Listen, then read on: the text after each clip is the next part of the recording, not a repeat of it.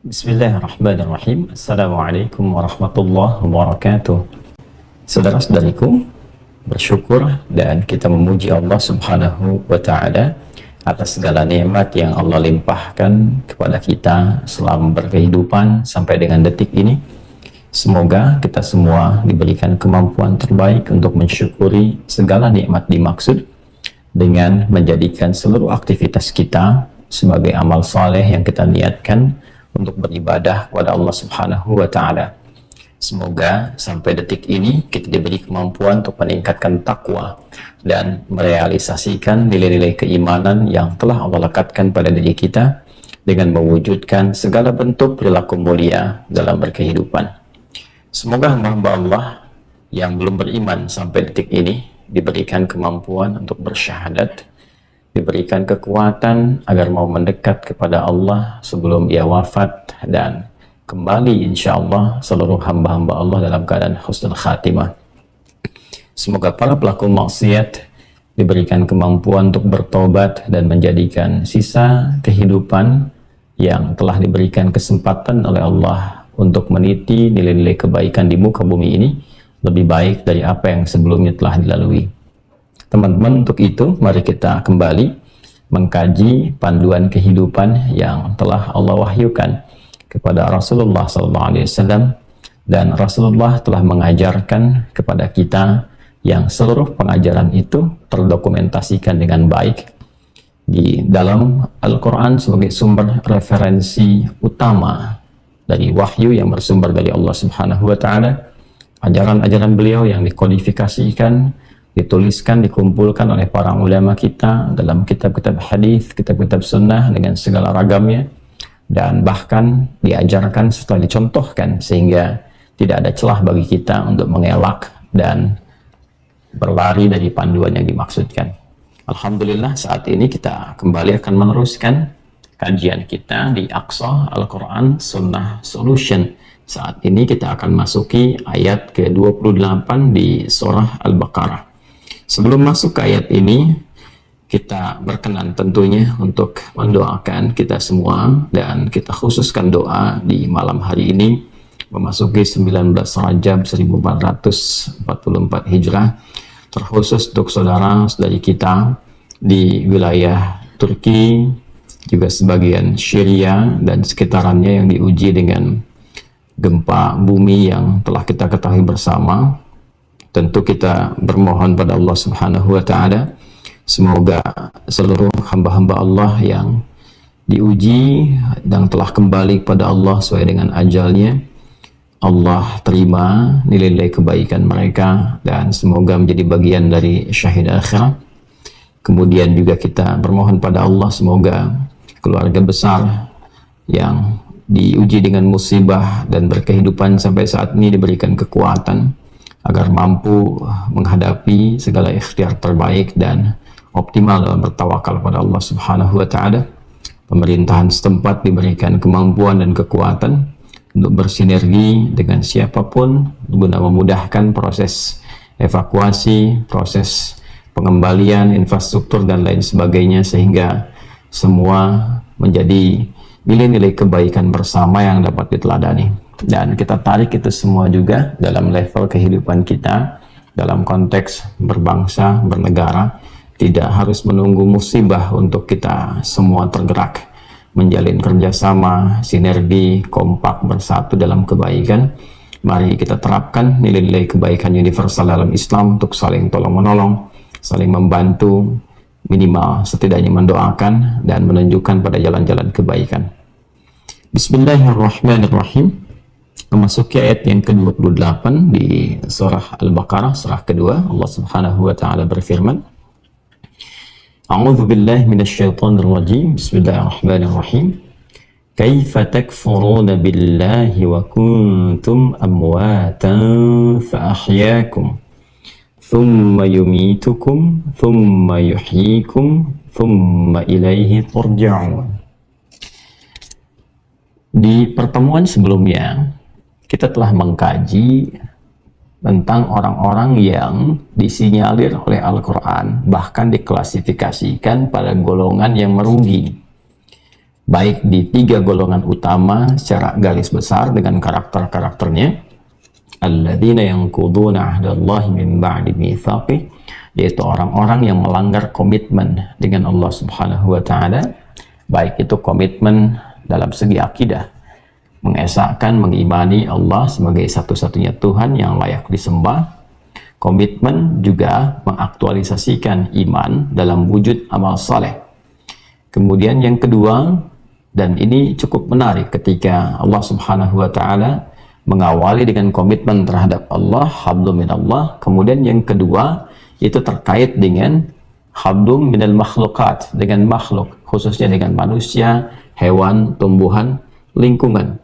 Wa yaqta'una ma amarallahu bihi ayyusal, dan mereka memutus berbagai dimensi-dimensi yang Allah perintahkan untuk menyambungkannya dalam kehidupan mereka, baik itu terkait dengan dimensi Rabbani, hablum minallah, ataupun juga dimensi sosial, al-bu'd al-ijtima'i, hablum minal makhlukat, yang telah kita urai dengan sangat detail, baik itu terkait dengan manusia, memutus hubungan kekeluargaan, persahabatan, nilai-nilai kebaikan universal, juga memutus hubungan dengan lingkungan dalam arti banyak berbuat kerusakan, banyak sekali menyalahi aturan-aturan yang merugikan dampaknya bagi kehidupan. Akhirnya di bagian ketiga, yufsiduna fil ard, perilaku ini mendorong kepada kerusakan. Jadi kalau orang-orang sudah tidak bertauhid, sudah tidak punya pegangan spiritual yang kokoh, kemudian hubungannya juga secara sosial tidak baik, maka karakternya akan cenderung merusak. Itu satu ketiga itu saling melengkapi. Nggak punya pegangan moral. Jadi sudah bersifatnya apa, maka burung tak bisa terbang. Nggak bisa kita katakan ini fulan figur teladan, figur yang baik. Secara sosial bagus, tapi dengan Tuhan bermasalah. Maka nggak bisa jadi contoh yang paripurna. Ya, atau sebaliknya, terlihat seperti baik hubungannya dengan Tuhan, dengan Allah Subhanahu wa taala, bahkan di hadis Muslim diisyaratkan terlihat seperti bagus salatnya, terlihat seperti bagus salatnya, terlihat seperti rajin puasa, tapi saat yang bersamaan semua latihan-latihan spiritual itu tidak memberikan dampak pada kehidupan sosial. Salat misalnya, apa fungsi sosialnya? Tanha 'anil fahsya wal munkar, mencegah pribadi yang bersangkutan dari perbuatan-perbuatan perilaku yang merusak, ya, yang berdampak pada lingkungan. Fahsya, keburukan dari syahwat, pornografi, porno aksi, LGBT, hal-hal yang menjorok, kotor, zina dan sebagainya. Mungkar, perilaku yang diingkari oleh hati secara langsung, berdusta, mencela, ya, korupsi, ya, sampai ke tingkat tertingginya misalnya yang tak bisa ditoleransi sama sekali, merusak, membunuh dan sebagainya. Nah, dampak-dampak ibadah spiritual ini, ada orang-orang yang terlihat rajin menunaikan tapi tak punya dampak baik secara sosial. Ini pun tidak ideal. Kata Nabi, kelihatan sholat tapi kok gemar mencela, maka pasti sholatnya bermasalah, ya kan? Kemudian juga kelihatan berpuasa tapi juga gemar berselisih, misalnya gemar memecah, ya, gemar menumpahkan darah. Ini punya problem di duanya ini. Maka sosok ideal itu adalah yang bagus, tautan spiritualnya, hubungan dengan Tuhan, dengan Allah Subhanahu wa taala dia baik, dan kebaikan hubungan hablum minallah ini memberikan pancaran sosial yang baik juga. Nah, jadi dari sinilah kemudian tampil nilai-nilai ideal, akhirnya memberi maslahat. Ya? Nah, kombinasi antara iman dan nilai sosial saleh yang tinggi itu melahirkan amal-amal yang produktif. Nah, inilah tipikal insan ideal yang tidak rugi. Seperti spiritnya di Quran surah ke-103 itu. Wal 'asr innal insana lafi khusr. Ya kan? Aku bersumpah, kata Allah, demi waktu, kesempatan, peluang yang aku berikan kepada setiap manusia untuk mengkonversi semua peluang ini menjadi kegiatan-kegiatan positif, karakter kinerja yang baik, ya, yang bernilai maslahat. Nah, hanya sebagian manusia tak mampu melakukan itu, sehingga peluang yang diberikan alih-alih menjadi maslahat, tapi menghasilkan kerugian, nggak dimanfaatkan dengan baik. Lafi khusr. Sebagian manusia yang beraktivitas tak mampu mengonversi waktu yang aku berikan, kata Allah, dengan baik. Nah, ada orang-orang yang mampu menjadikan setiap peluang waktu itu punya nilai, value-nya tinggi di hadapan Allah dan bermanfaat dalam konteks sosial. Siapa mereka? Illal ladzina amanu, yaitu orang-orang yang punya kekuatan spiritual. Ya, dia punya hubungan komitmen yang baik dengan Allah, dia jaga. Ini kan karakter moral itu menjaga semua apa yang difikirkan, semua apa yang dilakukan. Kan pikiran ini meramu segala hal yang didorong oleh perintah dari kolbu. Kalau kolbunya memerintahkan sesuatu yang nggak bagus, ya karena bisikan-bisikan yang provokasi disampaikan setan lewat sifat fujur, atau dikenal juga dengan nafsu, nanti dikelola oleh akal. Diramu tuh, ketika diramu oleh akal diperintahkan kepada seluruh bagian tubuh untuk bersikap. Ya, jadi pikiran ketika merumuskan ada seorang nanti datang cela ya, nah perintah itu datangnya dari mana? Dari kolbunya. Jadi di kolbu itu kalau nggak dikelola dengan baik, nanti bisikan setan yang diakomodir lewat sifat fujur. Ya, nanti muncullah kemudian apa yang disebut dengan nafsu. Innan nafsa la'amaratum bisu illa ma rahima rabbi. Quran surah ke-12 di ayat ke-53.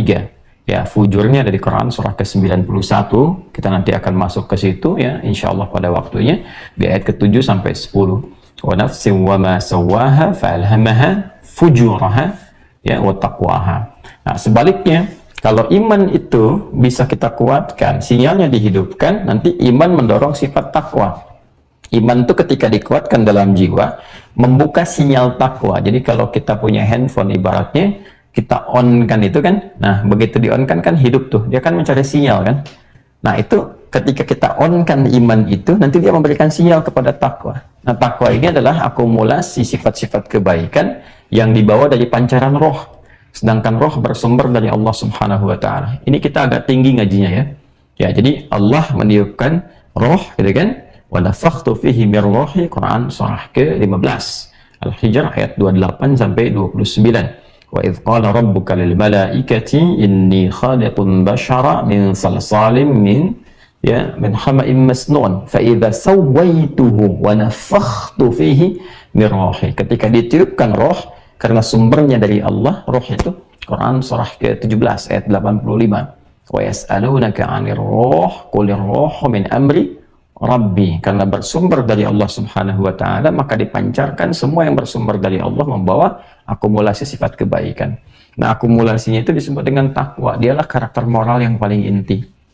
Nah, ini kalau dihidupkan dengan cahaya iman, nanti iman memberikan takwa itu jalan kehidupan, diberikan cahaya, dia memancar ke semua bagian tubuh. Ya, nah pancaran ini yang akan membimbing pada kebaikan. Karena itu perilaku yang dibimbing oleh iman digerakkan kemudian, ya diberikan generatornya kepada sifat takwa, dia akan membimbing semua bagian tubuh kita berbuat baik. Berbuat itu disebut dengan amal. Kebaikan yang didorong dengan iman itu disebut dengan saleh namanya. Maka setelah iman muncullah amal saleh. Illal ladzina amanu wa amilus shalihat. Dipahami ya alurnya teman-teman? Karena itu sering akan banyak kita temukan dalam Al-Quran perpaduan antara iman dengan takwa yang melatih karakter kinerja. Jadi dari karakter moral ya mendapatkan data, diolah, dipancarkan sinyal, keluarlah karakter kinerja. Itu gambarannya ya, secara cepatnya demikian. Karena itu di Al-Quran kita temukan iman, takwa, amal soleh ya, atau iman dulu, amal soleh dulu, ujungnya takwa. Gambarannya senantiasa demikian ya. Dzalikal kitabu la raiba fihi hudal lil muttaqin. Takwa, siapa itu orang takwa? Alladzina yu'minuna bil ghaib, iman, wa yuqimunas shalah, amal soleh, wa mimma razaqnahum yunfiqun, amal soleh.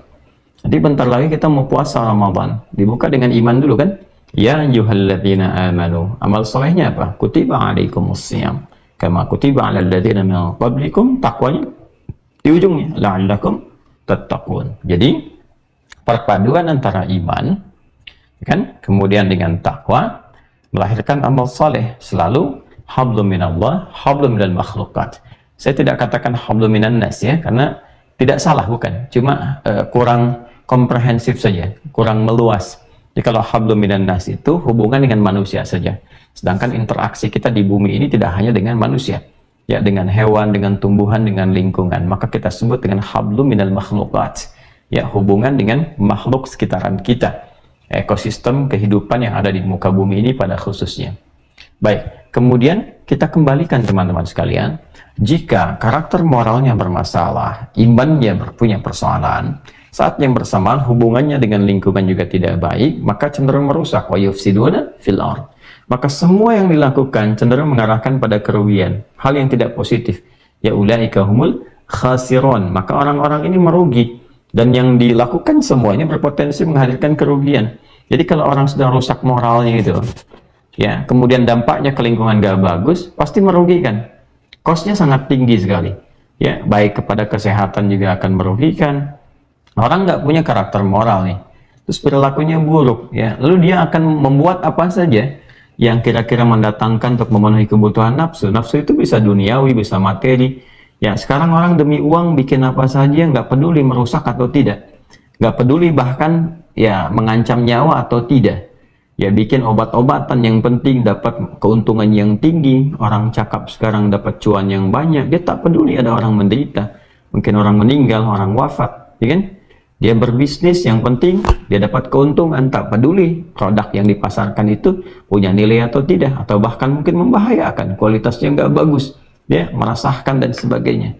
Nah, banyak hal, ya, termasuk juga ke aspek-aspek mungkin yang kita lihat seperti penanaman nilai spiritual.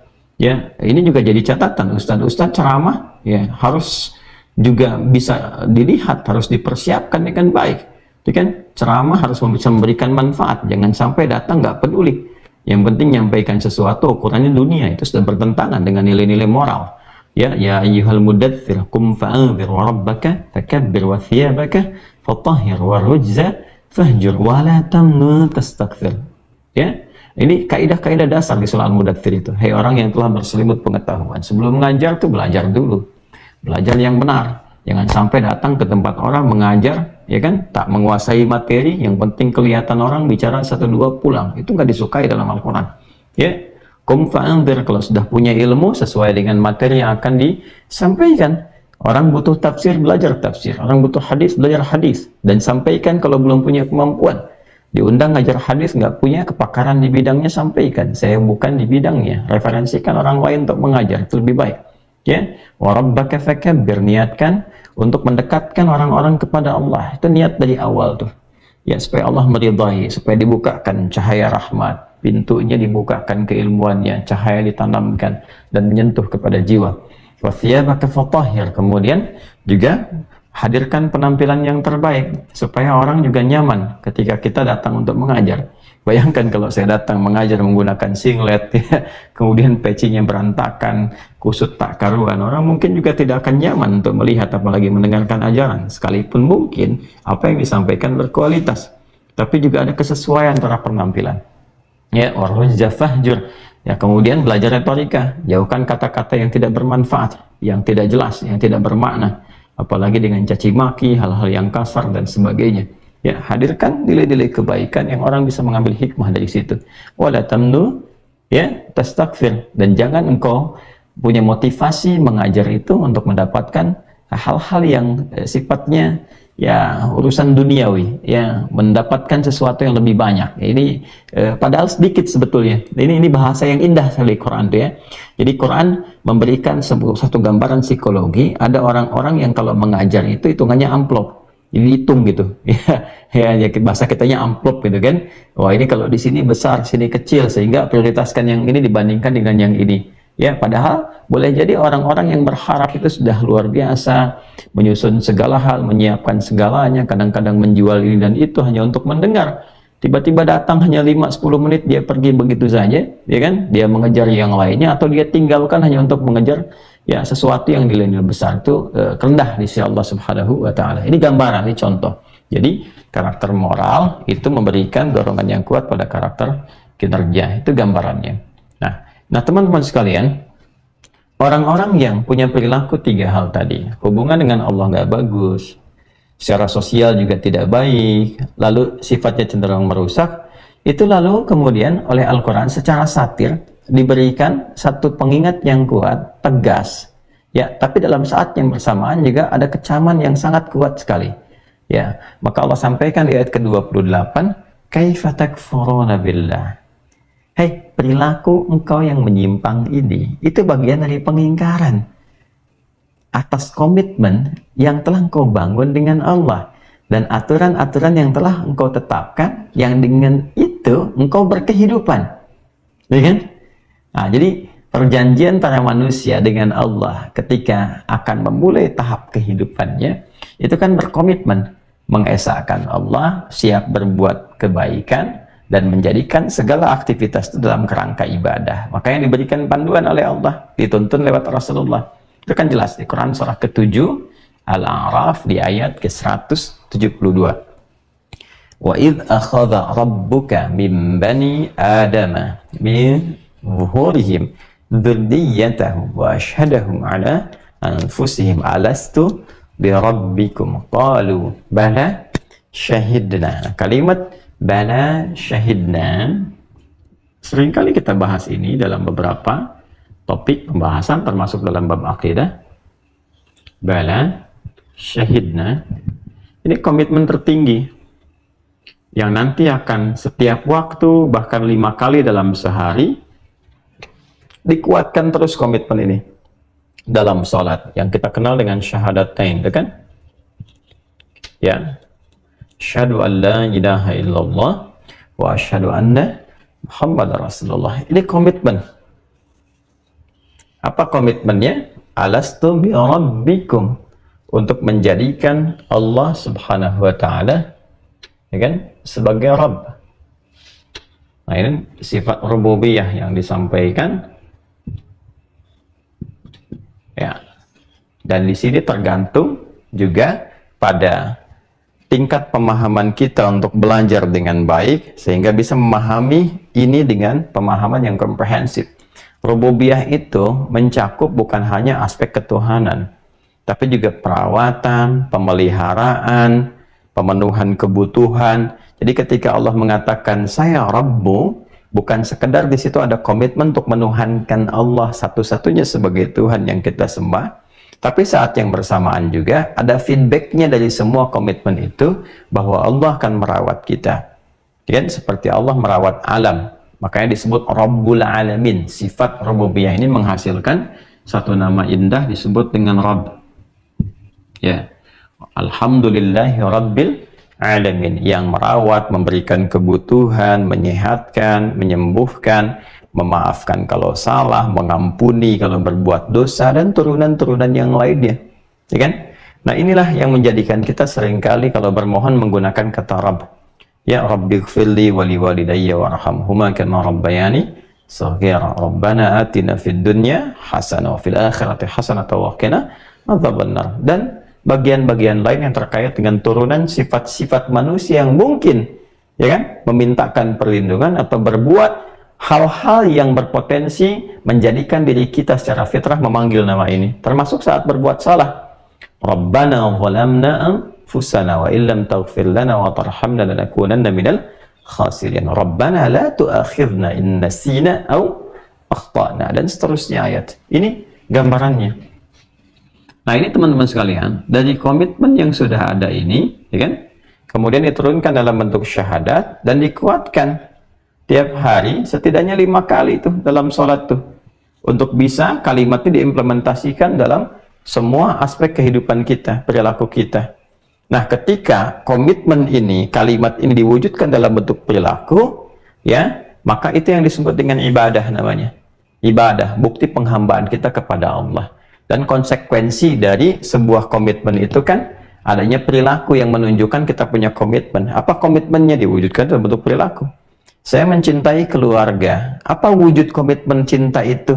Saya buktikan dengan kasih sayang, menyayangi istri, menyayangi anak-anak, bermain dengan mereka, bercanda, menyenangkan, dan sebagainya. Itu bagian dari komitmen. Nah, karena itu, hasil dari ini menghasilkan ibadah. Ibadah. Ini. Ya kan? Nah, ini satu konsep yang sangat dahsyat dalam Islam, ya. Nah, ibadah, kemudian satu hal yang dihasilkan dari komitmen ini, syahadat, kebertuhanan kita kepada Allah Subhanahu wa Ta'ala. Yang paling menarik adalah, ini kan dari awal pokok penciptaan, ya kan? Usia 4 bulan dalam kandungan, kan? Ini kan belum terlahir, ya kan? Komitmen ini sudah dibangun sebelum tercipta, ya, sebelum ajal ditetapkan. Ya, jadi dibangun komitmen lalu ditetapkan oleh Allah beberapa hal dalam berkehidupan, baik itu ajalnya, rezekinya, dan sebagainya. Nah, yang paling menarik dalam bahasa Arab, mencipta itu disebut dengan khalaqa, ya kan? Penciptanya khaliq, yang tercipta makhluk. Nah, kaitan antara ibadah dengan penciptaan, jadi visi penciptaan ini diarahkan untuk ibadah, nanti disampaikan oleh Allah secara singkat dan padat di Quran surah ke-51 Az-Zariyat ayat 56. Wa ma khalaqtul jinna wal insa illa liya'budun. Nih korelasinya. Nah, apa hubungan ibadah ini dengan aspek kebertuhanan, dengan nilai-nilai rububiyah yang terkandung di dalamnya? Nanti korelasinya ditemukan di Quran surah ke-20 Thaha ayat ke-14. Ya.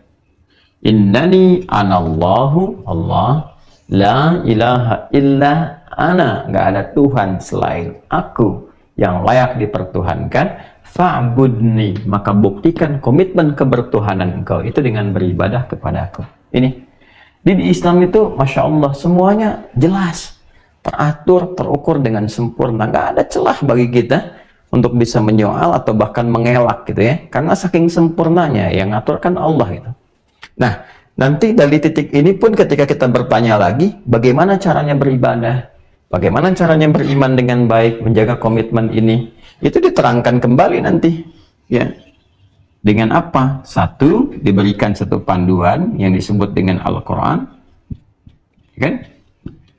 Di Al-Quran dijelaskan pokok-pokok keimanan, bahkan terkait dengan ilmu untuk menguatkan iman. Fa'alam annahu la ilaha illallah. Dan ilmunya nanti dibagi cabang lagi, nanti melahirkan 6 pokok itu kan, 6 rukun iman. Terkait dengan ibadah dijelaskan apa saja yang pokoknya, seperti sholat, kemudian juga nanti ada puasa, ada zakat, ada haji, umrah, dan sebagainya. Yang paling menarik ketika Anda bertanya, ini ada nih keterangannya di Al-Quran, tapi caranya bagaimana? Ya kan? Maka Masya Allah, detil diterangkan lagi. Setelah itu ditunjukkan langsung, bukan hanya penerang, bukan hanya pencerah, tapi juga penuntun. Jadi penerang, pencerah, penuntun. Dengan adanya apa? Ditunjuknya seorang Rasul untuk menjelaskan. Ya, membawa tuntunan untuk menjelaskan ini sebagai jalan hidup dalam Al-Quran, ya, dan juga di dalam bahasa Arab bahkan secara pokok disebut dengan sunnah, sesuatu yang disusun untuk menjadi jalan yang diikuti. Sunnah. Sumbernya dari siapa sunnah ini? Segala yang dilekatkan kepada Rasul. Segala yang dilekatkan kepada Rasul, ya, baik perkataan, perbuatan, sifat, sikap, dan sebagainya disebut dengan hadis. Maka kita mengenal istilah Al-Quran dan hadis, kemudian Al-Quran dan sunnah. Gambarannya. Ini teman-teman sekalian. Maka kita sekalipun bertanya, Anda bertanya-tanya, gitu kan, itu langsung dijawab. Nggak ada yang tidak ada jawaban. Gimana ibadahnya mewujudkan iman? Ya udah sholat. Gimana cara sholatnya? Ditemukan di hadis. Gimana prakteknya? Ditemukan di sunnah. Apa implikasi sholat bagi lingkungan, bagi kehidupan kita? Jelas. Dijawab lagi di Quran. Ada semua. Quran surah ke-29 misalnya, ayat ke-45. Inna sholata tanha 'anil fahsya wal munkar. Ini terkorelasi. Bisa nggak sampai di titik ini saja dulu kita merenungi? Jadi kalau bukan dari pencipta kita, bagaimana manusia bisa membuat seperti ini? Ya, coba bisa nggak ditunjukkan saat ini atau esok hari misalnya, ada manusia yang bisa membuat konsep kehidupan seperti ini. Terukur, teratur, sempurna, saling berkorelasi. Sulit. Dan komparasikan dengan keyakinan manapun. Silahkan. Coba lihat bagaimana konsep antara nilai-nilai ketuhanannya, dan di Quran tuh nggak ada masalah. Anda mau cari dari sisi apapun nggak bisa menyoal. Makanya konsep ketuhanan dalam Islam itu konsep ketuhanan yang paling jelas, nggak bisa disoal. Ya mau disoal bagaimana gitu? Semua dijelaskan. Dari mulai dijelaskan kenapa Tuhan itu ahad, mesti satu, ya, tidak beranak, tidak diperanakan, dan harus berbeda dengan makhluk, dan semua logis sekali. Laisa kamitslihi syai' wa huwas samiul basir. Jadi kan sifat-sifat pokok Tuhan itu dipertuhankan, nggak boleh sama dengan selain Tuhan, dengan makhluk. Kalau ada sama berarti akan berpeluang menjadi Tuhan, ya kan? Nah, makanya kalau manusia berpasangan, Tuhan tidak boleh berpasangan. Manusia beranak, diperanakan, maka Tuhan nggak boleh hasil dari peranakan atau bahkan berpasangan untuk melahirkan, karena itu sifat-sifat makhluk. Jadi kalau ada makhluk kemudian punya sifat demikian bisa menjadi Tuhan, nah maka jadi problem di sini. Nah, kenapa? Karena sebagian makhluk juga berpotensi bisa jadi Tuhan, ya kan? Nah, maka harus totally different, harus beda sama sekali, 100%. Ya, 100% berbeda. Nah, ini masuk akal semua, jadi nggak bisa disoal. Masalah ibadahnya jelas, diatur dengan sempurna. Coba, di mana bisa Anda tunjukkan praktek ibadah secara nas, dalil, itu bisa dilacak sempurna. Ya, jadi bukan rekayasa manusia, Tuhannya berfirman, dijelaskan oleh nabinya, runtut dari awal sampai akhir, dan bukan penemuan rekayasa gitu, dituntun pakai dalil tuh, dan dijelaskan kenapa begini, kenapa begitu, dampaknya apa, prakteknya bagaimana, dan nyata hasilnya nyata. Kalau engkau kerjakan ini, maknanya begini, kalau engkau lakukan ini, hasilnya akan seperti ini, jelas, secara teoritis tuh jelas, dipandu, panduannya jelas, kemudian secara praktikal juga nyata hasilnya. Kerjanya nyatanya luar biasa gitu. Dan ini nggak ditemukan dimanapun. Ini menunjukkan kalau nggak ditemukan dimanapun karya manusia, bahwa ini bukan karya manusia. Ini menunjukkan ini firman Tuhan, ini petunjuk Allah Subhanahu Wa Taala yang menunjukkan kebenaran risalah Islam.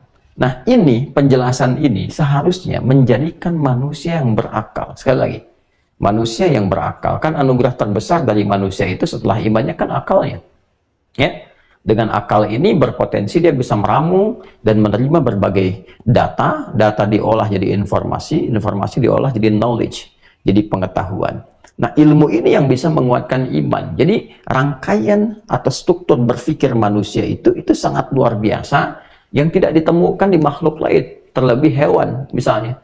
Ya, jadi dengan adanya akal itu dia bisa bagaimana melogikakan, menerima dengan baik, menyusun argumentasi yang jelas. Seharusnya semua uraian ini dari aspek keimanan, aspek ibadahnya, dampaknya kepada sosial disebut dengan muamalah. Ya kan? Kemudian pilar keempatnya bermuamalah, beribadah dengan elok, dengan baik, dengan indah, ada akhlak gitu kan? Dijelaskan semua. Nah, seharusnya dengan kerangka berpikir manusia yang tinggi, dengan akal yang sangat luar biasa, dia memahami bahwa ini sebuah kebenaran yang nggak mungkin bisa ditolak, sulit menolaknya. Nah, maka apa yang menjadikan manusia tertutup tak mampu memahami ini? Nah, sesuatu yang menjadikan seorang itu menutup dirinya, tertutup, tak bisa membaca, dalam bahasa Arab itu disebut dengan kafara namanya. Kafara. Ya. Kafara. Diserap ke dalam bahasa Inggris menjadi cover, gitu kan? Nah, serapan di bahasa Inggris itu juga ada beberapa atau bahkan dikatakan banyak dari bahasa Arab, seperti sugar dari sukar, ya kan? Kahwa jadi coffee, gitu kan?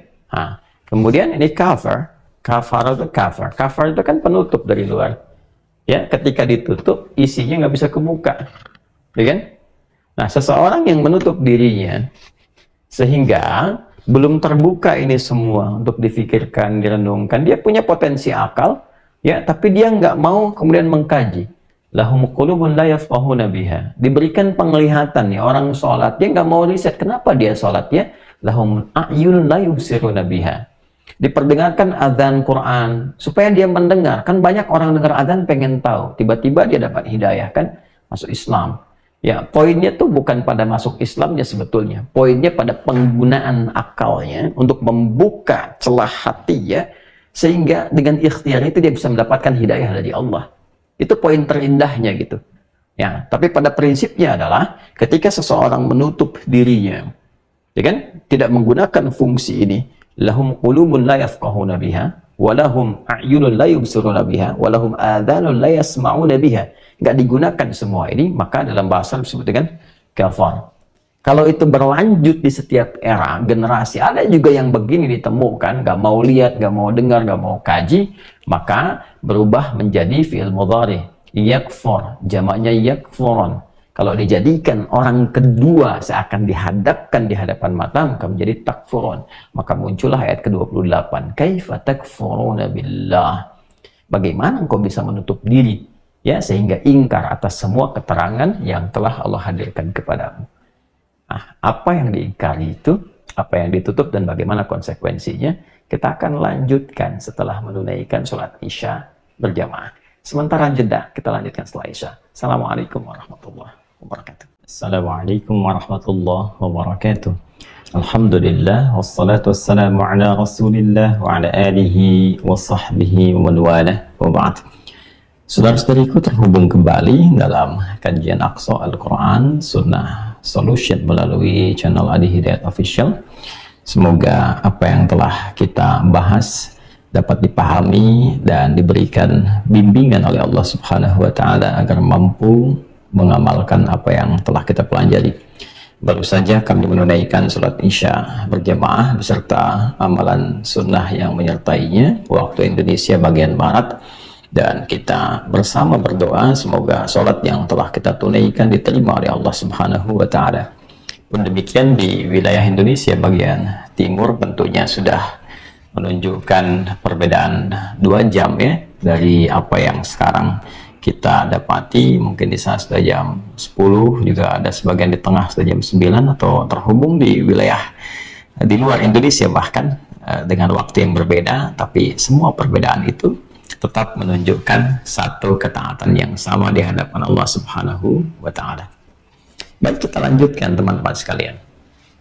Dari konsep ideal yang telah kita bahas bersama menjelang Isya tadi, bahwa tujuan kita berkehidupan adalah untuk menampilkan semua nilai-nilai kemuliaan, berkreasi pada nilai-nilai yang bermanfaat baik untuk pribadi, keluarga, juga lingkup sosial, dan lebih daripada itu semua apa yang kita lakukan, kerjakan, menghadirkan kesuksesan dan kebahagiaan di semua dimensi kehidupan yang kita lalui, bukan hanya di dunia tapi membuka peluang-peluang kebaikan saat meninggalkan dunia ini, baik di alam kubur ataupun juga sampai di akhirat. Dan itu mesti dibuka dengan komitmen iman yang melahirkan karakter kinerja amal soleh dalam konsep ibadah. Nah, setelah kita bahas bersama pada maghrib tadi bahwa semua apa yang disampaikan dalam Islam begitu mudah dipahami, begitu logis, dan juga begitu efektif nyata hasilnya. Semua itu tentunya bagi insan yang berakal, memiliki daya pikir yang kuat, mampu meramu berbagai hal, sehingga dapat menyimpulkan mana benar, mana salah, mana baik, mana tak baik. Sangat mudah untuk dipahami bahwa ini adalah sesuatu yang benar, sesuatu yang menuntun pada kebaikan, yang membahagiakan dan menyukseskan. Maka di saat semua yang disampaikan ini seharusnya mudah untuk dipahami dan dilaksanakan, masih ada sebagian yang menutup diri. Tadi disampaikan perilaku menutup diri itu disebut dengan kafar. Ya, kafar diserap ke dalam bahasa Inggris menjadi cover, dan sudah kita bahas tadi sebagai gambaran. Nah, perilaku ini jika berkelanjutan di era Nabi SAW sudah dijelaskan semacam ini, mudah dipahami sesuai dengan eranya, kemampuan menangkapnya, kemudian juga kemampuan untuk melakukan ini diberikan tuntunan dalam syariat yang sepadan. Yang mampu menunaikan yang pokok, belum bisa yang sunnah, silahkan yang pokok lakukan. Maka sholatnya 5 waktu. Bila ingin menambah itu semua sehingga dampak sosialnya pun akan bertambah, silahkan tambahkan dengan sunnahnya. Ketika Anda menunaikan sholat duha, dijelaskan apa manfaat sholat duha terhadap kehidupan sosial. Ya kan? Apa manfaat sholat duha itu dalam konteks hubungan secara spiritual? Feedbacknya apa ya dalam konteks kehidupan kita? Hubungannya dengan lingkungan, pekerjaan kita, bahkan membentuk perilaku. Pun demikian dengan amalan-amalan lain. Tidak ada satu amalan pun yang hampa makna. Ketika Anda, saya, kita tahajud, dijelaskan. Ya, tahajud ini waktunya seperti ini, caranya begini, fungsinya begini. Baik fungsi spiritualnya apa, fungsi yang mengaitkan dengan karakter moralnya apa. Inna nasyi'atal laili hiya ashaddu wat'an wa aqwamu qila. Getarannya ke jiwa begitu kuat. Ya, kalau Anda ingin membuktikan itu tinggal bangun malam. Kalau bangun malam dalam suasana yang tenang, suasana hati sedang nyaman, coba berdoa. Beda nggak rasanya dengan siang hari? Pasti sentuhannya akan berbeda. Ya kan? Kemudian dampak spiritualnya apa? Ini turun Quran surah 17 kan? Ayat 79 sampai dengan 81. Wa minal laili fatahajjad bih nafilatan lak.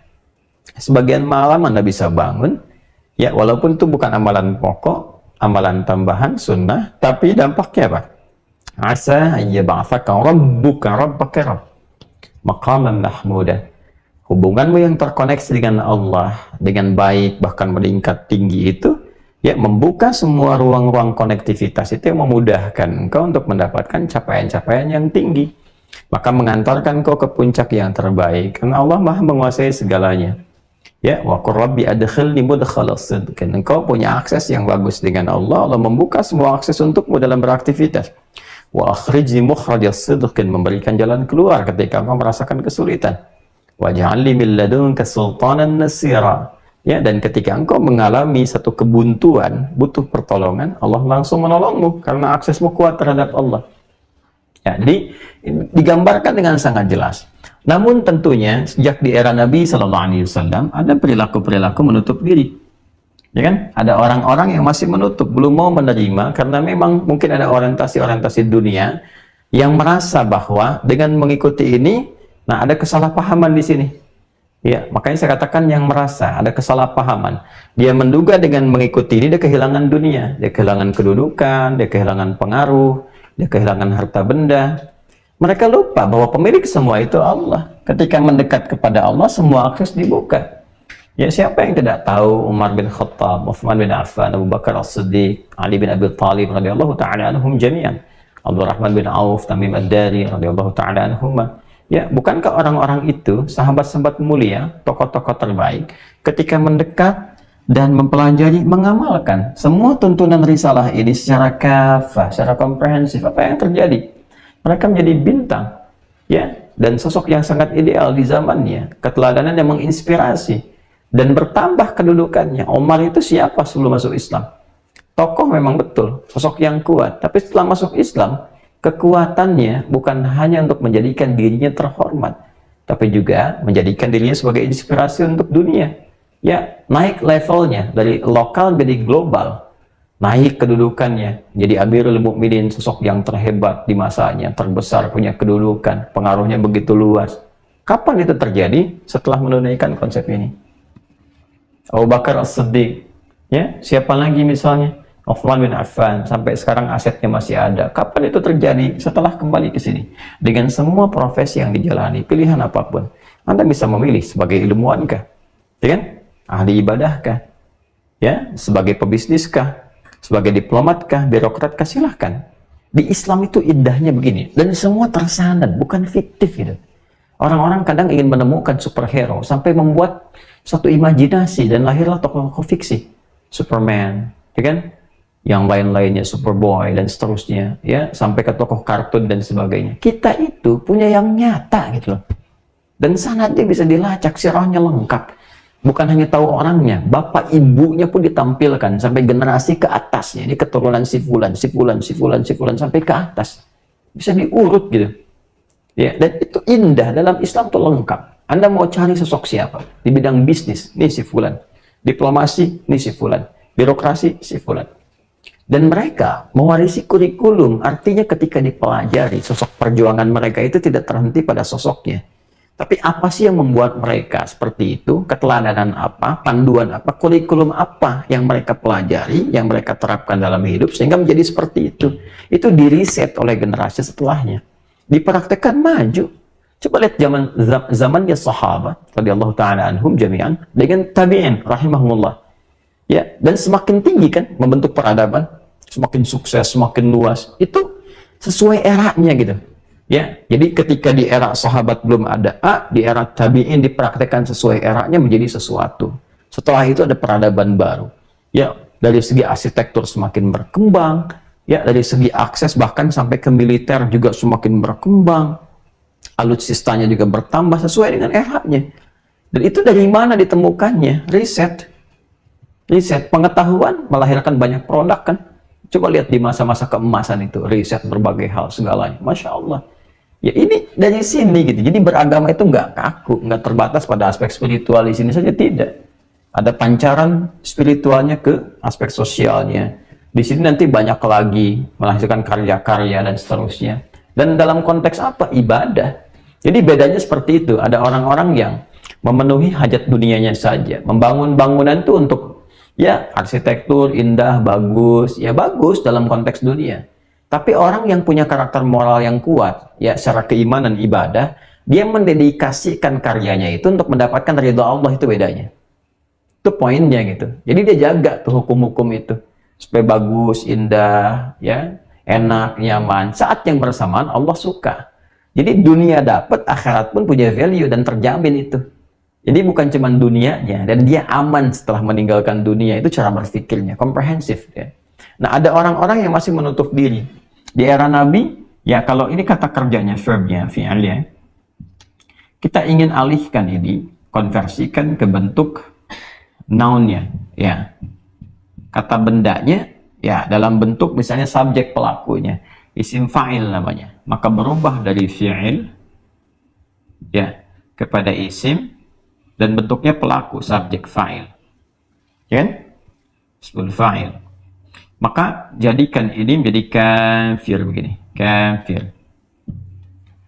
Orang yang menutup diri, belum mau menerima, belum mau membuka dirinya, itu halus banget bahasanya tuh, halus. Justru kalau saya sih lebih cenderung ya mengembalikan kepada kata ini gitu, ya kalau lawan dari misalnya muslim, ya ada kafir misalnya. Ya hanya problemnya begini, kadang-kadang perjalanan dan perubahan satu masa, satu era menjadikan satu makna itu bisa menyusut, bisa meluas, tergantung pemahamannya dan situasi yang terjadi pada masanya. Ini kan sebetulnya persoalan terjemahan saja kalau dibawa dengan bahasa yang cocoknya apa gitu. Dibandingkan dengan non, misalnya ada non muslim. Non itu kan penafian sebetulnya. Ya, dan dalam konteks Islam itu selalu terbuka untuk menerima hidayah, menerima pancaran, terbuka untuk berdialog, terbuka untuk berargumentasi. Kalau non itu kan sudah berbeda, ya kan? Sudah ada penolakan gitu, sudah nggak sama. Nah, sementara dalam Islam hidayah itu terbuka. Silahkan. Anda sekarang masih menutup, ya kan? Itu pilihan Anda. Lakum dinukum waliyadin. Sampai akhir pun nggak ada masalah. Tapi sampai akhir Anda berkehidupan, kami selalu terbuka. Ya kan? Kalau ingin bertanya, silahkan. Ingin berdiskusi, silahkan. Tapi prinsip kami adalah la ikraha fiddin, tidak memaksakan. Oh, jangan karena berdiskusi memaksa Anda harus masuk Islam, tidak. Ya, pada akhirnya nanti pilihan kembali kepada masing-masing. Silahkan disimpulkan. Anda bertanya tentang aspek ketuhanan, kita jawab seperti ini. Bertanya tentang konsep ibadah, kita jawab seperti ini. Anda yakin kebenarannya, silahkan teliti, telusuri, renungkan, yakin dengan itu, silahkan bersyahadat.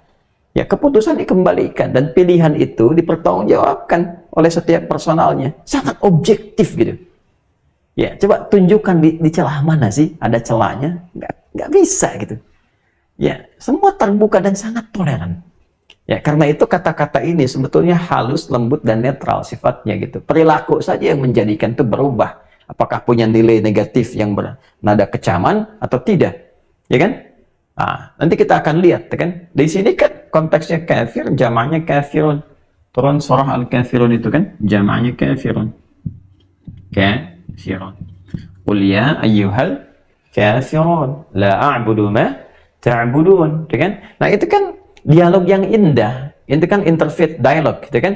Dia dialog dari perbedaan-perbedaan keyakinan, tapi di ujungnya ditawarkan satu legasi yang sangat tinggi, lakum dinukum waliyadin. Hargai setiap perbedaan, setiap keyakinan. Anda silahkan apa yang Anda yakini. Kami berjalan dengan yang kami yakini, tidak harus saling bercampur, jangan saling menyakiti, melukai, terbuka dialog. Dan tidak harus saling memaksakan. La ikraha fiddin itu indah sekali.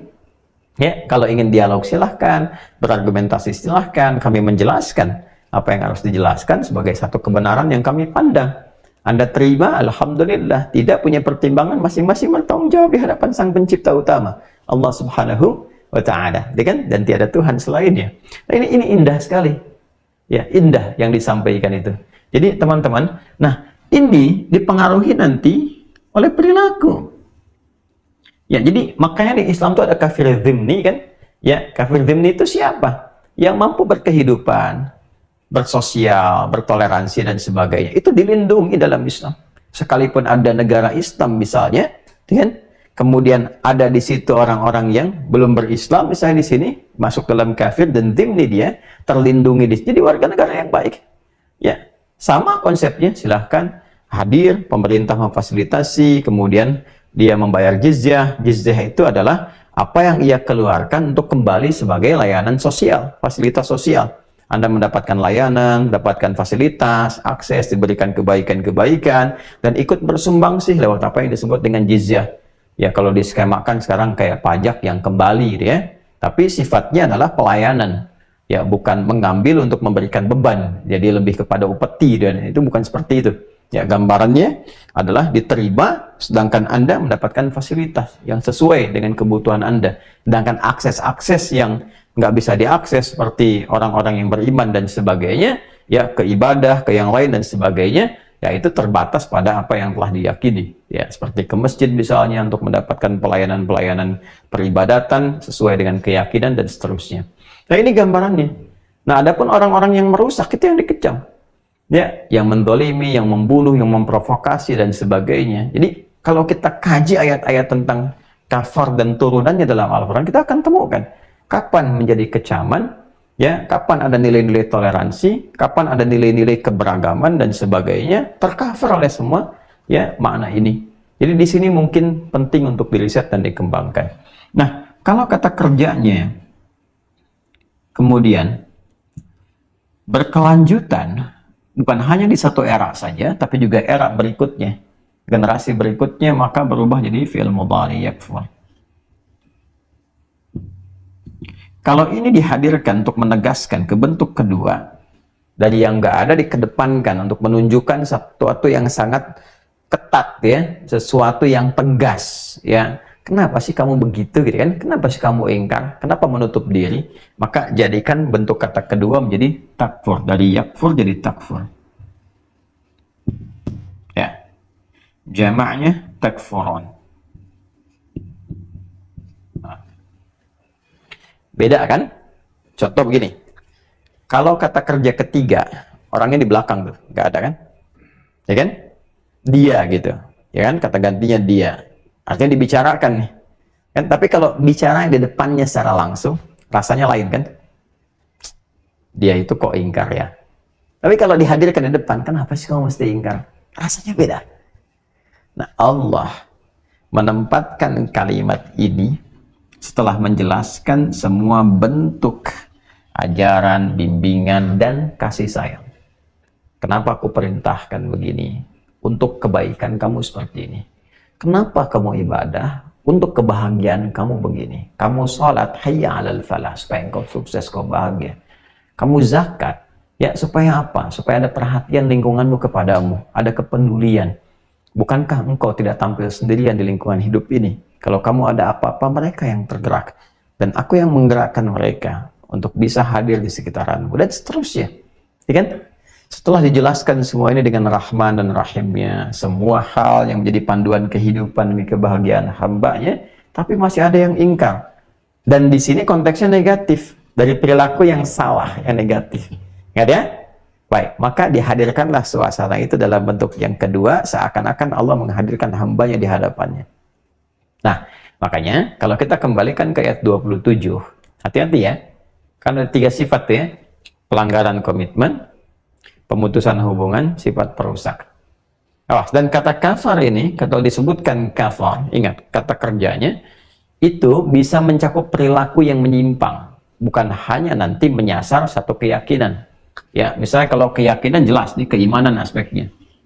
Ya, artinya menolak konsep ketuhanan. Tapi kalau dia kata kerja begini, itu bisa mencakup satu komitmen, bisa juga pada perilaku.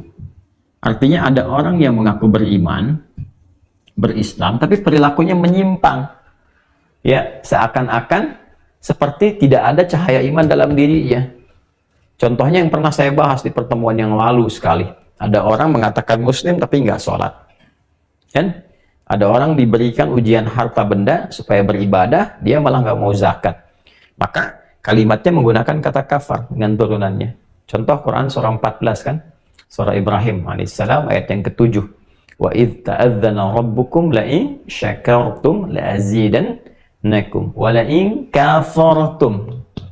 Dan jika engkau ingkar terhadap semua nikmat itu. Nah, kalimat itu kan kalimat netral, mencakup semua. Ya kan, termasuk ada orang Islam diberikan nikmat, rezeki, nggak mau zakat dia, nggak mau sholat, kafar. Ya, kafar ini pengingkaran. Kenapa menggunakan bentuk kafar? Sebagai satu bentuk, mohon maaf sekali, kalimat satir yang dalam sekali. Kamu ini katanya beriman, kok kelakuan kamu seperti yang kafir, ya kan? Yang menutup diri, yang belum beriman, yang nggak punya cahaya gitu. Ya, kalau mereka kafir, misalnya kafirun tidak sholat karena nggak ada iman, walaupun diberi kesempatan sampai berkehidupan, ya kan? Tapi kamu kan mengatakan beriman, kenapa perilakunya sama gitu? Nah, maka ini gambarannya. Ya, jadi ketika kemudian orang-orang ini Allah hadirkan di hadapannya, rasakan ayatnya itu ada di hadapan kita gitu. Allah mengkhitab kita, menyampaikan, "Kaifa takfuruna billah?" Kok kamu bisa ingkar sama Allah? Nah, engkau, kalian tuh, pakai kata kedua. Kaifa takfuruna billah. Jadi kalau kita tarik ini, kita ambil dulu dalam konteks keislaman bagi yang muslim misalnya. Ya, ambil contoh langsung. Muslim yang bertentangan dengan nilai-nilai ini, ada nilai akidah, ada nilai ibadah, nilai muamalah, praktek keakidahnya. Ada mengaku muslim tapi musyrik misalnya, ya kan? Nah, maka tempatkan ayat itu. Ada yang pergi ke dukun, misalnya kan? Ada yang mengagungkan benda-benda tertentu, yang menuhankan selain Allah. Terus kita istighfar itu salah, ya kan? Tempatkan ayat itu di hadapan. Seakan-akan Allah itu mengkhitab kita, mengingatkan kita, hei, kamu kok bisa berbuat begitu ya? Kok bisa ingkar sama aku, kata Allah tuh. Kaifa takfuruna billah. Bagaimana engkau itu berbuat ingkar kepada aku? Ya kan? Dalam konteks keyakinan tuh. Konteks ibadah kita turunkan. Mengaku muslim tapi nggak sholat. Ya, hadirkan ayat itu. Kok bisa kamu yakin nggak sholat? Kok kamu ingkar kepada saya? Ya kan? Konteks sosial. Mengaku muslim, sholat, tapi gemar memecah belah. Gemar berselisih, gemar merusak, korupsi misalnya, ya kan sekali lagi tren nih pencurian, korupsi, bikin hoax dan sebagainya. Tempatkan ayat itu. Kok bisa kamu ngaku muslim, kamu beriman, kamu sholat lagi, ya kan? Tapi kamu korupsi, kamu ingkar kepada aku, katanya, ya kan? Tempatkannya begitu. Nah, wa kuntum amwata, wa kuntum amwatan fa ahyakum. Dulu kan kamu nggak ada. Nah, kembali ke sini, masih ingat nggak? Sebelum Isya yang saya jelaskan pada maghrib, saat kita punya perjanjian di Quran surah 7 itu ayat 172, ya coba yang baru bergabung putar kembali ya supaya ada keberlanjutan pemahaman. Quran surah 7 Al-A'raf ayat 172, ya. Wa kuntum amwatan fa ahyakum. Kok bisa kamu ingkar dengan aku, melanggar komitmen? Dulu kan kamu nggak ada, kan? Kamu ini nggak ada, nggak eksis loh, gitu kan? Aku yang menjadikan kamu ada, dan kita punya perjanjian ini. Wa idz akhadha rabbuka min bani adama min zuhurihim dzurriyyatahum wa asyhadahum ala anfusihim alastu bi rabbikum qalu bala syahidna. Sebelum bala syahidna ini kamu nggak ada apa-apanya. Maka nanti kita baca di tafsirnya Ibn Abbas radhiyallahu taala anhuma, Tanwirul Miqbas min tafsir Ibn Abbas radhiyallahu taala anhuma. Ya kan? Kaifa takfuruna billahi wa kuntum amwata. Dulu kamu nggak ada, nggak eksis, kamu nggak ada. Kamu aku jadikan itu dengan komitmen. Apa komitmennya ini? Ada komitmen uluhiyah, ketuhanan kepada Allah dengan sifat rububiyahnya. Komitmen ibadah, komitmen berbuat baik secara sosial, komitmen berakhlak yang mulia. Kok bisa kamu mengatakan bala syahidna, siap ya Allah, tapi setelah berkehidupan kamu ingkar? Kamu dulu nggak ada, kamu nggak eksis. Aku yang ciptakan, kok kamu ingkar kepada aku? Kamu ini bagaimana, kata Allah? Kamu ini bagaimana? Ya, aku yang Tuhan, kamu ini hamba. Aku yang menghidupkan, aku yang mematikan. Kok kamu bisa ingkar kepada aku? Kamu ambil Tuhan selain aku. Sedangkan kamu kembali kepada aku. Aku yang menghidupkan, aku yang mematikan. Nah, kalau dia belum ingat ini, maka dibawa ke suasana sekarang. Kaifa takfuruna billahi wa kuntum amwatan fa ahyakum. Kalau kamu nggak ingat dulu fa ahyakum, sekarang kamu hidup nih, kata Allah. Tsumma yumitukum. Bukankah kamu hidup sekarang ini akan meninggal juga? Nah, dimintalah berpikir. Diminta berpikir. Pakai tsumma bukan pakai fa, memberikan batas waktu yang disebut dengan ajal. Ya. Jadi coba lihat di ayatnya. Kaifa takfuruna billahi wa kuntum amwatan fa'ahyakum, itu pakai fa, ya kan? Jadi yang tadinya nggak ada, ya, dengan proses yang cepat ditiupkan wahyu jadi pakai fa, ya kan? Tapi setelah dia berkehidupan, terlahir, Ya, setelah rahim terlahir berkehidupan, maka diberikan batas waktu kehidupan namanya ajal. Quran surah 7 ayat 34. Walikulli ummatin ajal. Fa idza jaa ajaluhum la yastakhiruna sa'atan wa la yastaqdimun. Setiap orang yang berkehidupan itu punya ajal, batas waktu berkehidupan. Ila ajalim musamma, batas waktu yang berkehidupan yang telah ditetapkan. Ya kan? Nah, makanya karena ada ajal yang dilewati, ada jarak berkehidupan, pakai thumma di situ. Ya, thumma yumitukum. Jadi kalau engkau katakan, saya lupa tuh, saya nggak tahu kapan saya berkomitmen denganmu ya Allah. Ya kan? Kalau kamu lupa, sekarang sadar, mumpung masih hidup. Itulah bahasanya. Sekarang kamu hidup kan? Nah, diajak kita oleh Al-Quran berpikir. Thumma yumitukum. Sekarang kamu hidup, akan selamanya nggak di sini? Dibalik oleh Allah. Tidak ya Allah. Ya, kamu akan meninggal kan? Akan wafat kan? Iya ya Allah. Nah, sekarang ditanya lagi, dibalikan. Siapa yang mewafatkan kamu? Setelah wafat kamu kemana? Diajak berpikir. Coba, setelah wafat kamu kemana? Ya kan? Temukan jawabannya. Cari dimanapun referensi, kitab apapun yang menerangkan secara detil kehidupan setelah kematian. Bahkan di situ kalimatnya menggunakan yumi cukum. Ya akan, di prosesnya tuh. Bagaimana wafatnya, yang mewafatkan siapa, cara wafatnya bagaimana, kemana setelah wafat, ada apa di kehidupan setelah wafat, dimensinya bagaimana. Temukan secara detil. Kalau bukan penciptanya, nggak mungkin bisa menjelaskan. Di Al-Quran itu tuntas. Cara meninggalnya, kan? Hamba-hamba yang mendekat dan taat kepada Allah perilakunya baik. Turun Quran surah ke-89 ayat 27 sampai 30. Ya ayyatuhan nafsul mutmainnah irji'i ila rabbika radiyatan mardiyah. Dipanggil dengan panggilan yang indah. Ya kan? Kemudian nafasnya mulai kedatangan maut. Quran surah ketiga ayat 185. Kullu nafsin dha'iqatul maut. Yang bawa mautnya siapa? Allah tugaskan malakul maut. Quran surah 32 ayat 11. Qul yatawaffakum malakul mautil ladzi wukkila bikum. Ya kan? Pindahnya kemana nanti kubur? Afala ya'lamu idza bu'thira ma fil qubur. Kehidupannya bagaimana di alam kubur. Kalau tadi konsisten perilakunya baik, di Quran surah ketiga Al-Imran misalnya ayat 169 sampai 171 misalnya. ولا تحسبن الذين قتلوا في سبيل الله أمواتا بل أحياء عند ربهم يرزقون فرحين بما آتاهم الله من فضله ويستبشرون بالذين لم يلحقوا بهم من خلفهم ألا خوف عليهم ولا هم يحزنون. Lengkap kok. Sampai nanti yang ingkar bagaimana ditampakkan kepada yang neraka pagi dan petang, cara meninggalnya bagaimana, jelas. Tuh, coba temukan. Bisa di mana temukan itu? Nah, kita diajak berpikir, sekarang kamu hidup ya, kata Allah tuh sekarang. Kamu nggak ingat saya, kamu ingkar kepada saya. Kamu berbuat curang dalam perilaku, katanya muslim, katanya beriman, tapi curang, suka mencela, berselisih, dan sebagainya. Berbuat maksiat, intinya demikian. Sedangkan kamu yakin akan meninggal. Kok nggak merubah diri persiapan untuk pulang? Pada yang beriman. Kamu yakin saya Tuhan?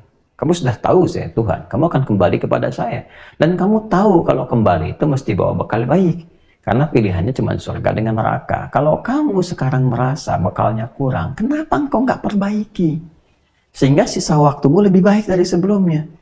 Lalu kita bertanya, caranya bagaimana ya Allah? Turunlah taubat. Tubu ilallahi taubatan nasuha. Dan langsung dicintai oleh Allah. Innallaha yuhibbut tawwabin. Dan jelas, terurut sekali di kalimat penyesalannya. Misalnya Quran surah 7 Al-A'raf tuh dari ayat 26 sampai 27 tuh sampai kita temukan Rabbana zalamna anfusana wa illam taghfir lana wa tarhamna lanakunanna minal khasirin. Akumulasinya Quran surah kedua ayat 286. Rabbana la tu'akhidna in nasina aw akhtana sampai dengan ujungnya. Lalu mendapatkan cintanya di Al-Baqarah ayat 222. Innallaha yuhibbut tawwabin wa yuhibbul mutatahhirin. Jadi dosanya di Quran surah keempat tuh dari mulai di ayat ke-17 misalnya, ya kan? Sampai dengan ayat ke-18-nya. Innamat taubatu 'ala Allahi lil ladzina ya'maluna as-su'a bi jahalatin tsumma yatubuna dan qariban seterusnya. Ada. Ditemukannya di mana coba? Islam tuh utuh, jelas. Nah, ini bagi yang muslim. Ya, bagi yang belum beriman, masih menutup diri, kafir, dibalik oleh Allah. Nah, sekarang kata Allah, kalau engkau meninggal, kau mau kemana? Coba, yang kau yakinin sekarang, coba cari, terangkan. Sampai engkau ketemu. Ya, kau meninggalnya bagaimana? Ada nggak keterangannya? Bukan pendapat-pendapat manusia, bukan keterangan-keterangan.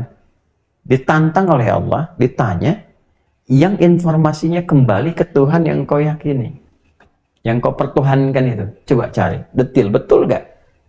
Bahkan ditanya dulu status ketuhanannya, bagaimana bisa menjadi Tuhan? Kapan menjadi Tuhan? Apa cirinya dia Tuhan?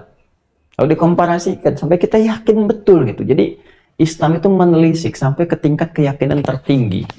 Jadi logika bisa menerima dengan baik, hati bisa meyakini pun dengan kuat. Dan itu perpaduan keduanya. Ya.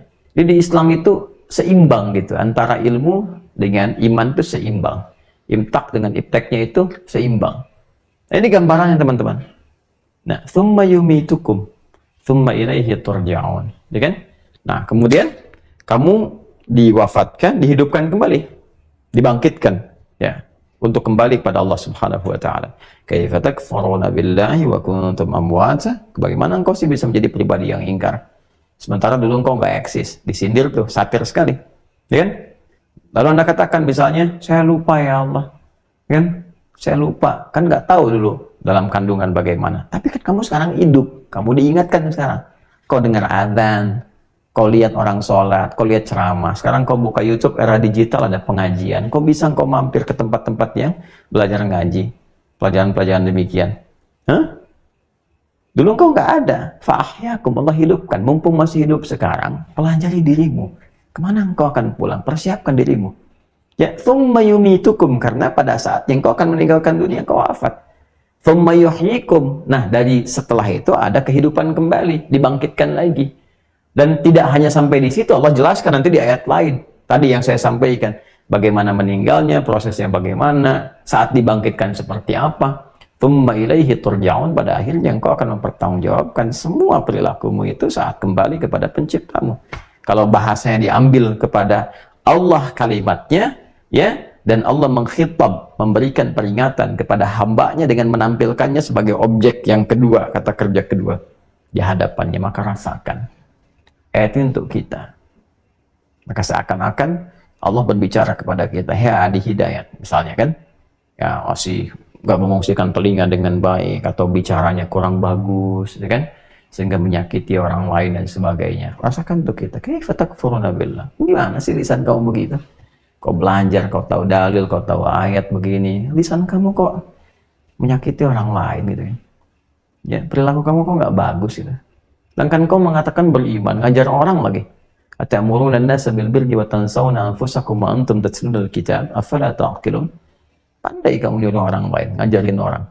Ya, sementara engkau sendiri tidak melakukan itu dan engkau tahu, paham isi tuntunan Al-Quran itu. Ya, akal kamu dipakai nggak ada berarti. Masya Allah, Quran surah kedua ayat ke-44 tuh. Nanti kita kan baru di ayat 28 ya. Masuk ke situ diingatkan. Lima taquluna ma la taf'alun. Di surat As-Saff tegaskan lagi. Kenapa engkau mengerjakan, tidak melakukan apa yang kau sampaikan pada orang? Ya, tempatkan ayatnya. Ya, engkau akan meninggal loh. Ya, kau akan meninggal. Apa tetap mau dipertahankan seperti itu perilakunya? Kau ngaji Quran katanya, kau belajar sunnah, tapi perilakumu nggak mencerminkan Quran dan sunnah. Kau mencela orang, kau bersikap buruk pada orang, merasa yang paling benar. Ya di hidayat, ya kan? Kamu akan meninggal. Perbaiki itu, ya kan? Dan kamu akan kembali kepada Rabbmu. Aku sedang bicara padamu. Rasakan ayat itu begitu. Rasakan begitu. Ya, kalau kita sudah bisa menempatkan dan tahu bahwa diri kita ini tidak akan selamanya di dunia, kita akan kembali, maka orang cerdas, al-qayyis itu, orang yang cerdas, dia menyiapkan. Ya, Anda kan kalau mau bepergian siap-siap kan? Ya, ya, yang mau haji sebentar lagi siap-siap, kan? Yang mau umrah juga siap-siap. Ya, perjalanan dunia juga siap-siap kan? Anda kalau dinas, teman-teman yang nonton nih, yang Anda sekarang ikut belajar, yang taruhlah misalnya Anda sekarang punya tugas-tugas di perusahaan kah, ya kan? Atau tugas-tugas misalnya di kedinasan kah? Anda kan tugas dinas keluar kota, mungkin nggak berangkat kalau nggak ada bekalnya. Nah, Anda kan harus punya visi kan, dan punya misi juga, tujuannya apa, tempatnya di mana, dijelaskan semuanya, ada petunjuknya. Ya kan? Juklak juknisnya seperti apa? Dan di Islam tuh lengkap. Anda dalam kehidupan interdunia saja punya persiapan. Sekarang mau meninggalkan dunia, persiapannya bagaimana? Nah, ini tempatkan ayat itu ya sesuai dengan nilainya, sesuai dengan rasanya, maka kesannya kepada jiwa akan berbeda di semua aspek nih. Nah, tempatkan sebagai orang tua, misalnya ayat ini bawa ya pada diri kita, tadaburnya itu sebagai orang tua. Ya, tadaburnya. Misalnya ayah ibu nih, kamu ini gimana sih membiarkan anakmu berbuat maksiat? Kamu kan akan dihisab. Aku titipkan kepadamu bukan hamba yang lain. Kan kau minta-minta dulu, mohon-mohon ingin punya keturunan. Sekarang setelah ada kau nggak perhatikan. Kau ingkar kepada aku, kan? Aku yang titipkan kepadamu, kenapa kau ingkari? Ya kan? Aku berjanji, aku menepati. Engkau meminta, aku yang mengingkari. Bagaimana sih? Ya kan? Dibalikin lagi, tempatkan lagi ke situ. Sehingga tadaburnya enak. Nanti ada tazkiyah. Ya, tazkiyah itu bagaimana menjadikan satu ayat, memberikan kesan kepada jiwa, menuntun akhlak untuk berbuat. Lalu dilakukan dalam kehidupan. Ya, kalau kita baca ngaji ini tafsirnya Anwarul Mikbas, Tanwirul Mikbas bin Tafsir Ibn Abbas radhiyallahu taala anhuma. Ini tafsir yang paling tersambung ya barangkali ke sahabat Nabi sallallahu alaihi wasallam yang dikenal dengan Turjumanul Quran. Ya, termasuk juga keponakan Nabi sallallahu alaihi wasallam, ya Ibn Abbas radhiyallahu taala anhuma, anaknya paman Nabi Abbas radhiyallahu taala anhu. Ya. Nah, ini kita temukan yang paling awal, nanti ada Ibnu Jarir At-Tabari, setelah itu nanti ada misalnya Ibnu Katsir. Lalu juga ada Mafatihul Ghaib Ar-Razi, kita punya juga di sini. Nah, ini ya. Tafsirul Kabir ya, ini disebut dengan Mafatihul Ghaib Ar-Razi, ya kan? Nah, nanti ada yang lain juga kita tunjukkan sampai ke Tahrir At-Tahrir wa Tanwir yang saya riset juga. Disertasi saya di S3 yang salah satunya mengerjakan itu. Ya, At-Ta'allun Nahwi. Jadi menganalisis kajian gramatikal dari kitab Tahrir wa Tanwir 30 juz Al-Qur'an. Dari sisi kebahasaannya bagaimana gitu, bahasa Al-Quran 30 juz digali dari segi sisi nahwu gramatikalnya, dan apa pengaruhnya kepada tafsir, apa pengaruhnya kepada perilaku dalam berkehidupan dan sebagainya ya. Nah teman-teman, bismillahirrahmanirrahim, kita coba bacakan di sini. Qala al-mu'allif rahimahullahu taala, yang menyampaikan kepada kita ini, yang merangkum dari keterangan Ibnu Abbas radhiyallahu taala anhuma kepada kita, menyampaikan, menuliskan di sini, kaifa takfuruna billah. Allah Subhanahu wa taala berfirman, kaifa takfuruna billah, bagaimana engkau ingkar, kalian ingkar kepada Allah Subhanahu wa taala, menggunakan ba nih. Ba itu kan punya 14 ya maknanya. Di antaranya nanti ada ba yang menunjukkan ilsaq, musahabah, sababiyah, gitu kan? Ghayah. Nah, di sini mungkin kita lebih dekatkan kepada ghayah, tapi kita bisa ambil di sini sifat ilsaq dan musahabah. Jadi bagaimana engkau bisa ingkar kepada Allah? Tujuannya kan ingkarnya itu kepada siapa? Kepada Allah. Balik sebabiyah, ya, sedangkan sebab hidupmu pun karena Allah. Ilsaq, sedangkan yang melekat mengawasi engkau itu Allah. Musahabah, sedangkan yang mengawasi engkau itu Allah. Kok bisa kamu ingkar? Ya gimana sih kamu ingkar? Sebab adanya engkau itu karena Allah. Dengan ya, sedangkan kau diawasi Allah, merasa diawasi Allah, merasa dekat diawasi oleh Allah, diketahui oleh Allah, tapi masih bisa berbuat sesuatu yang ingkar gitu kan. Jadi di mana tuh kedalaman atau kebeningan berpikirnya? Ya. Ya, ala wajhi ta'jib. Jadi di sini disampaikan dalam bentuk ta'ajub itu, kalau ke manusia itu heran yang dalam. Ya, heran yang dalam. Ya, kalau dikembalikan ke sifat Allah, sifatnya kecaman yang dalam. Ya kan? Kecaman yang dalam yang menghadirkan kesan kepada kita, ditanamkan suatu keheranan. Jadi kalau kita bacakan juga, iya ya, kok bisa begitu ya? Ya, kan di dunia manusia juga walaysa kamitslihi syai'. Di dunia kita juga ya, misalnya begini, ada orang berjasa sekali tuh. Ya, taruhlah orang tua saja lah.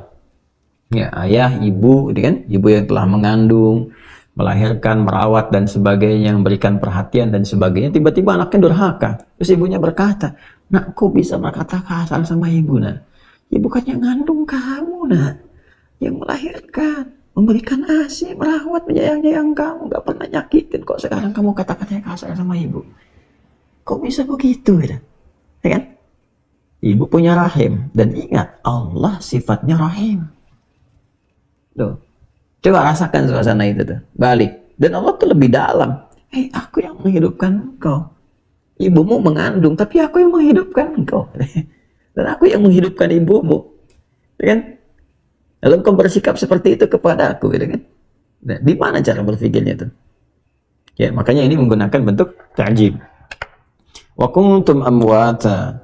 Sedangkan engkau itu dulu dalam keadaan tidak eksis, nutfan fi aslabi abaikum, yaitu engkau masih berbentuk campuran spermatozoa dengan ovum, masih proses, belum ada kehidupannya, belum ada roh ditiupkan. Nanti bisa dilihat, dilacak ini di yang paling gampang di Al-Arba'in ya, Al-Arba'in An-Nawawiyah, nama hadis yang keempat tuh. Ya, dari Abdullah bin Mas'ud radhiyallahu taala anhu.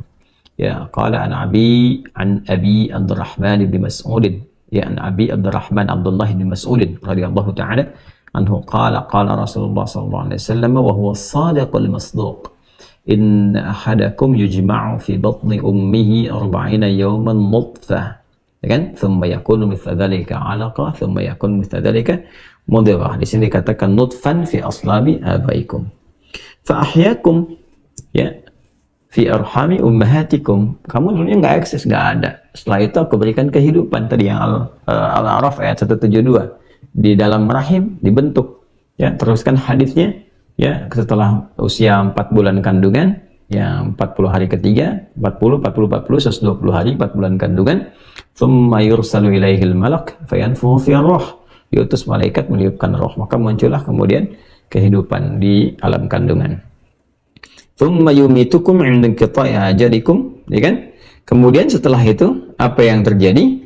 Ya, engkau hidup, berkehidupan, tadi yang saya sampaikan. Ya, jadi kan saya udah baca ini, jadi makanya saya terangkan dengan lebih luas. Kalau di sini kan seperti tafsir Jalalain, singkat. Kalau pengen lebih panjang, kita lihat di tafsir lain dengan karakternya masing-masing, gitu kan? Nah, gambarannya apa? Kalau engkau mengatakan saya lupa, dulu pernah punya perjanjian, sekarang kamu hidup, kamu diingatkan sekarang. Berpikir saat akan meninggal itu gimana nanti persiapannya? Kamu kemana? Ya kan? Kamu kemana tuh? Dan nggak bisa jawab, malaikat man rabbuka. Malaikat nanya, malaikat bertanya-tanya, nggak bisa begitu. Jawabannya kan udah pasti tuh, udah jelas tuh, ya. Nah, kemudian teruskan.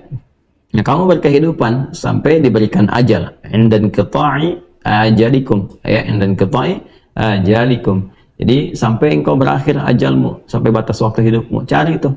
Ya, rahasia kehidupan, kenapa hidup, mau kemana hidup, kenapa dipilih, kan untuk apa menjalani kehidupan sampai kembali dan sebagainya, sampai muncul rasa syukur kepada Allah dan rasa menghamba yang dalam. Kemudian thumma yuhyikum lil ba'thi, lalu setelah itu dihidupkan kembali, ya. Di alam kubur diberikan kemudian kesempatan, lalu setelah itu dibangkitkan lil ba'thi, dibangkitkan untuk persiapan kembali kepada Allah. Thumma ilaihi turja'un fil akhirati fayajzikum bi'amalikum thumma, ini dia dzakara minatahu alaihim, ya, faqala ayat 29-nya. Maka di sini dijelaskan di tafsir ini, wa fil akhirati fayajzikum bi'amalikum, maka ketika engkau dibangkitkan sudah di situ titik terakhirnya, nggak ada kembali lagi, nggak ada koreksi lagi, pada akhirnya semua hisab, maka akan dibalas sesuai dengan apa yang telah dikerjakan, terkumpul dalam kitab Iqra kitabak kafa bi nafsika al-yawma 'alaika hasiba. Di setelah masuk ke surah Al-Isra, ya, kita akan bahas itu. Nah, jadi sekarang kesimpulan yang kita dapatkan adalah ayat ini memberikan pengingat yang dalam kepada kita semua untuk mengoreksi diri, berevaluasi, berkontemplasi atas semua tindakan perilaku yang telah kita lakukan dalam berkehidupan, setidaknya sampai dengan malam ini, waktu Indonesia bagian Barat. Lihat, hidupnya mau kemana, ya kan? Dan kita menyadari bahwa kehidupan ini sifatnya sementara, pasti akan berpulang. Sampai detik ini, persiapannya apa? Mengapa masih ada perbuatan-perbuatan yang melanggar komitmen dengan Allah dari segi keimanan? Ya, kenapa nggak dilatih iman supaya kuat, supaya tertaut kita dengan Allah sebagai Allahus Samad? Kenapa masih ragu? Kenapa kadang masih ingkar? Ya kan? Ya, belum paham qada dan qadar, padahal sudah jelas babnya keseluruhannya. Dari segi ibadah, katanya muslim, telat kok dalam menunaikan sholat, ya kan? Telat juga dalam mengeluarkan zakat, katanya muslim, kok masih ingkar, ya kan? Ada yang bahkan nggak sholat, berpikir karena akan wafat. Dari segi muamalah, katanya muslim, sholat, tapi kok nggak baik hubungan sama orang tua, sama teman dan sebagainya. Ini semua terkoneksi, terintegrasi, jangan dipotong-potong ya. Oh, kalau gitu lebih baik hubungannya bagus, akhlaknya bagus, ya daripada sholat nggak bagus. Cara berpikir yang salah. Nggak sholat tuh udah nggak bagus, nggak sholat tuh udah nggak berakhlak. Salah satu hamba, ciri hamba yang nggak berakhlak itu, dan tingkat nggak berakhlak paling tinggi itu nggak sholat, karena nggak berakhlak sama Rabb penciptanya. Ya, Anda nggak sopan sama orang tua, itu akhlaknya masih terhadap hamba ke hamba. Nggak sopan terhadap Allah, nggak sholat, nggak sopan terhadap pencipta. Jadi nggak berakhlak. Orang itu jangan disampaikan, yang penting akhlaknya bagus, nggak sholat nggak apa-apa. Nggak sholat tuh nggak berakhlak. Gitu ya. Nggak sholat tuh nggak berakhlak. Nggak berakhlaknya langsung kepada Tuhan, pada pencipta. Dan justru akhlak tuh muncul dari sholat, dari ibadah. Kan dari sholat tuh tanha 'anil fahsya wal munkar. Ya, tanha 'anil fahsya wal munkar itu melahirkan akhlak. Itu gambarannya. Ya, kalau perbuatan baik yang dilatih lewat pendidikan namanya adab. Ya, jadi bedakan antara adab dengan akhlak. Akhlak itu perbuatan baik yang dilatih lewat ibadah. Ya kan? Akhlak dari kata khalaq. Ya, khalaq itu menciptakan, yang tercipta makhluk, penciptanya khaliq, karakternya akhlak. Untuk menunjukkan hadirnya akhlak muncul lewat ibadah. Makanya kata khalaqa disandingkan dengan ibadah. Wa ma khalaqtul jinna wal insa illa liya'budun. Maka lahirlah akhlak. Ya kan? Nah, dari akhlak itu nanti muncul akumulasinya. Tunggalnya di khuluq nanti. Ketika dia mendekat kepada Rabb, dia menunaikan ibadah, maka lahirlah akhlak yang tinggi. Wa innaka la'ala khuluqin azim. Demikian disifati Nabi Muhammad SAW dengan karakter yang mulia itu. Nah, ini gambarannya teman-teman sekalian yang kita bahas, kita tempatkan dengan baik. Kesimpulannya, koreksi diri supaya menjadi pribadi yang lebih mulia sebelum kita kembali kepada Allah Subhanahu wa Ta'ala. Lalu setelah itu nanti kita kalau udah paham nih sampai ayat 28, barulah dijelaskan dengan rinci.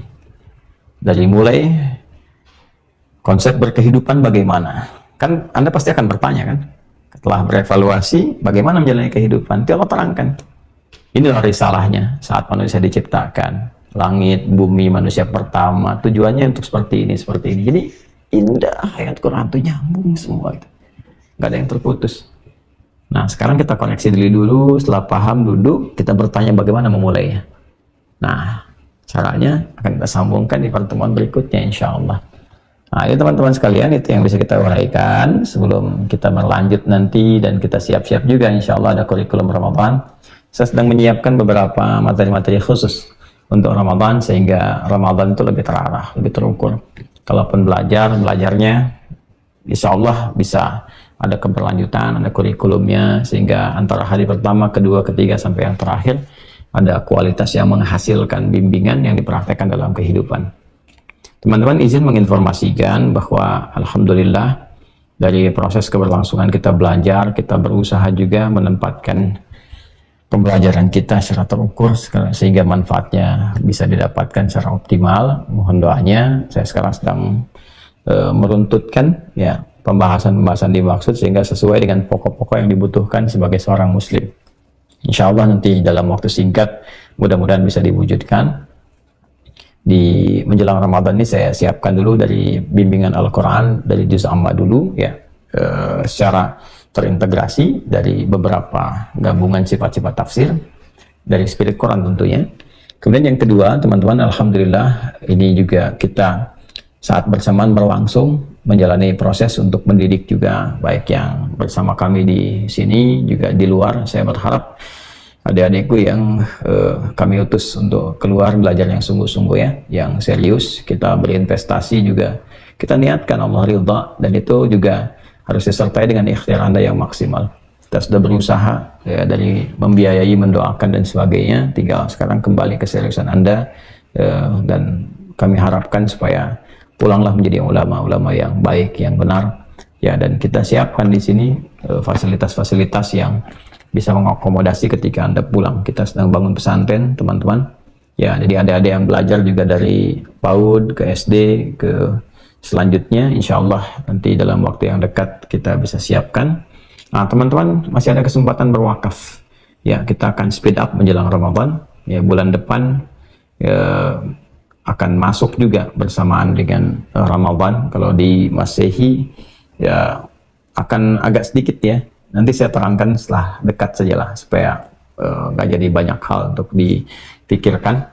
Ya, intinya di tanggal 23-24 Maret itu bersamaan dengan itu sudah insya Allah akan masuk 1 Ramadan. Jadi waktu yang nggak terasa cepat ya, akan cepat sampai. Kita sedang melakukan speed up percepatan di pembangunan pesantren agar area masjid lantai 1 khususnya bisa digunakan, kemudian juga beberapa ruang kelas dan sebagainya bisa dirapikan sehingga bisa ada amalan pertama yang mudah-mudahan mendatangkan pahala berlipat bisa dilakukan ya sebagai awal langkah baik untuk penggunaan fasilitas pesantren yang terbatas dulu ya. Nah teman-teman, masih ada peluangnya untuk wakaf kalau Anda berkenan berwakaf di waktu yang terbatas ini, dipersilahkan. Ada di rekening BSI Bank Syariah Indonesia atas nama Yayasan Ma'had Islam Rafi'ah Akhyat, nomor rekening 111 3 kali 1 ya, 111 kemudian 4444 4 kali 4 nya ya, 4444 142 111 4444 142 atas nama Yayasan Ma'had Islam Rafi'ah Akhyat. Tentunya setelah selesai semua kita akan tutup sehingga peluangnya terbatas pada waktu pembangunan saja. Kalau ingin spesifik diarahkan ke masjid saja, kita akomodasi di akun yang kitabisa.com itu khusus untuk masjid. Jadi kalau Anda lihat di akun kitabisa.com ada gambar saya dan Masjid Mira tuh ya. Masjid memang itu kita akomodasi untuk masjid saja. Yang pengen jadiahnya ke masjid aja ya silahkan di situ. Itu ada batasan dana yang diperlukan untuk penyempurnaan sampai dengan akhir. Dipersilahkan Anda yang pengen ke masjid silahkan di masjid di situ. Kalau Anda masuk di rekening yang BSI itu sifatnya umum karena bukan hanya masjid yang kita bangun, ada asrama, ada kelas, ada aspek-aspek yang lain untuk memudahkan berinteraksi. Itu yang pertama. Yang kedua, saya sedang menyiapkan juga insya Allah ada program Semesta Al-Quran, Ramadan bersama Al-Quran. Kita sedang siapkan paket ya teman-teman sekalian untuk menghafali. Sudah kita bagi-bagi nih. Nah, alhamdulillah ada kerjasama dengan daerah-daerah pemerintahan setempat. Masya Allah sudah mulai melangkah pada aspek-aspek positif, menyinergikan nilai-nilai spiritual ya dan amanat undang-undang sebetulnya untuk meningkatkan keimanan ketakwaan. Dan alhamdulillah sudah mulai ada sekarang gerakan-gerakan untuk muslimnya menghafal Quran, satu desa satu hafid dan sebagainya. Nah kita kerjasamakan, kemarin kita support juga, kita siapkan sampai ke daerah terdalam. Sumbawa kita siapkan 2000 ya. Kemarin saya dari Sukabumi kita siapkan juga 1000 paket. 1000 itu paketnya satunya 3, jadi 3000. Jadi kalau 2000 itu 6000 ya. Ke Riau kita kirim 2000 juga ya. Kita siap-siapkan semua sehingga masing-masing punya kesempatannya. Nah ini juga program wakaf teman-teman. Kalau Anda ingin berwakaf di program ini sehingga Ramadan nanti tinggal diberikan caranya untuk menghafal. Jadi setelah Ramadan itu nanti kalau ada yang ingin menghafal Quran sampai 30 hari, 30 juz nanti akan dibimbing. Yang pengen ngaji tafsirnya ada. Jadi peluangnya terbuka semua. Nah, nanti kalau teman-teman mau wakaf, lihat di deskripsi aja ya supaya cepet ya. Bawahnya ada deskripsi itu nanti untuk paket hafalan buku ada ini ada ini. Silahkan dipilih saja mana yang paling memudahkan. Terima kasih untuk perhatian di malam hari ini. Mohon maaf untuk segala kesalahan yang tentunya akan ditemukan pada diri kami pribadi. Bila ada hal yang menyinggung, itu kesalahan saya. Saya mohon maaf. Insya Allah saya perbaiki supaya menjadi lebih baik. Dan mudah-mudahan juga perbedaan-perbedaan cara pandang tidak menjadikan kita mesti berselisih, menjauh. Apalagi kemudian menjadikan satu dengan yang lainnya memiliki sifat-sifat permusuhan yang tidak diinginkan. Semoga Allah memaafkan kita, mengampuni kita, menyayangi kita, dan menjadikan kita hamba Allah yang diridhai oleh Allah Subhanahu wa taala, dicintai oleh Rasulullah sallallahu alaihi wasallam.